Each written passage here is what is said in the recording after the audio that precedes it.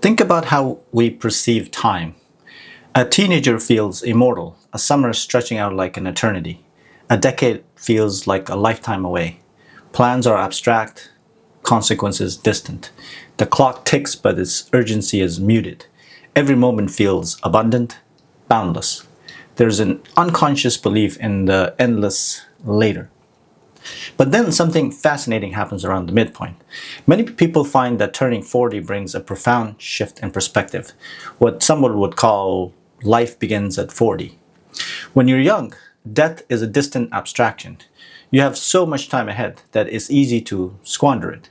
But at 40, when statistically less time ahead than behind, mortality moves from abstract to the tangible. This awareness creates a powerful pivot. You start using time more intentionally, focusing on what genuinely matters to you. Interestingly, this clarity comes with increased risk aversion as well. Financial losses are harder to recover from, and your body also reminds you that injuries takes longer to heal. That later becomes soon and even today. As the years continue to accumulate, as silver threads begins to appear, and perhaps more candle crowds that birthday cake, this shift deepens. Time accelerates. A year becomes a season, a decade, a blink of an eye. The past lengthens and the future shortens. This isn't just about the number of years, it's about the felt experience of time's finite nature. That awareness of death, though perhaps not consciously present every day, begins to whisper, what truly matters now? With a more acute sense of time comes a powerful clarity of purpose. When the horizon of life begins to draw closer, the noise of trivial pursuit often fades, leaving behind a stark landscape of what truly matters. This is where the concept of unfinished business emerges. What is it that dream that is deferred, that relationship left unmended or broken? When we confront our mortality, either personally or through witnessing it in others, we often ask ourselves, if today were my last day, what would I regret not having done or said?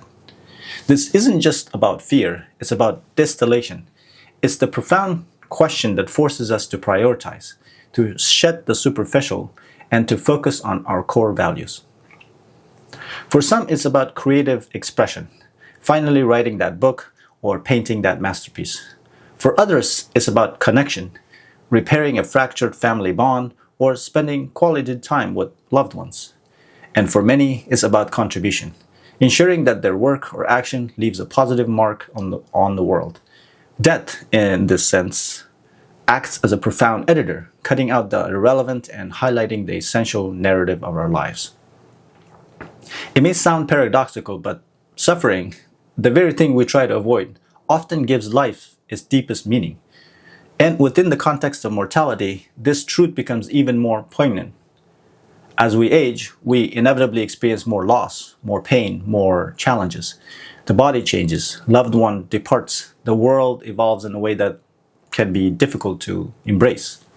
Yet, it is through these trials that we often gain our most profound wisdom. It is the crucible of hardship that our character is forged. The experience of physical pain teaches us to cherish health. The grief of loss teaches us immense value of love and connection. The frustration of limitation teaches us patience and acceptance. An older person, having navigated more storms, often possesses a depth of understanding and empathy that youth simply cannot. When we face that ultimate change, death, it forces us to truly notice and appreciate the fleeting beauty of life, the vibrant colors, the sweet sounds, the warmth of human touch. This recognition of impermanence, born from suffering and awareness of life's end, is not a cause for despair, but a powerful impetus to live more fully, more gratefully, and more wisely in the moments we have left.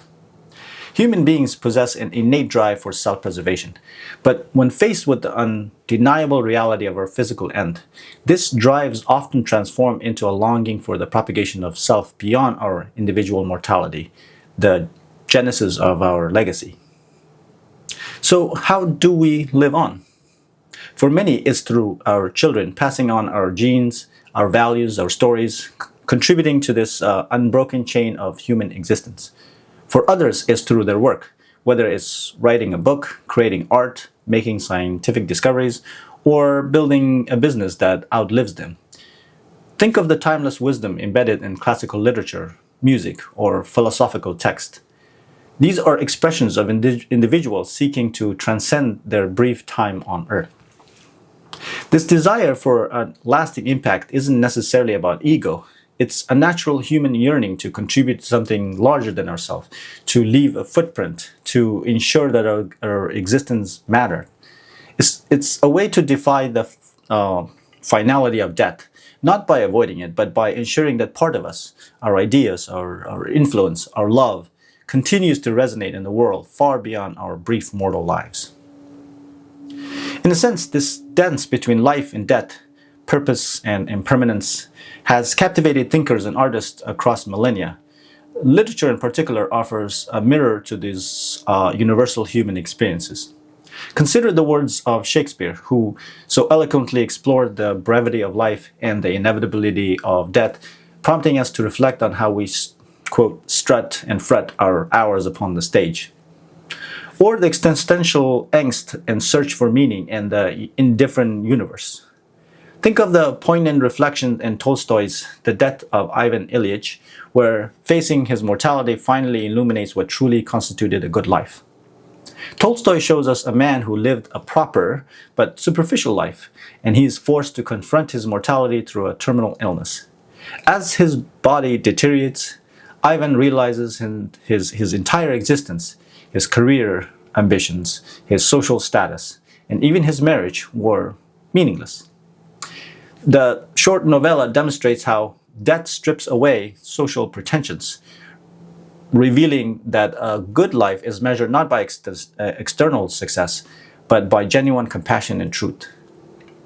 This story serves as a powerful literary echo of our own need to examine what we build before our time runs out.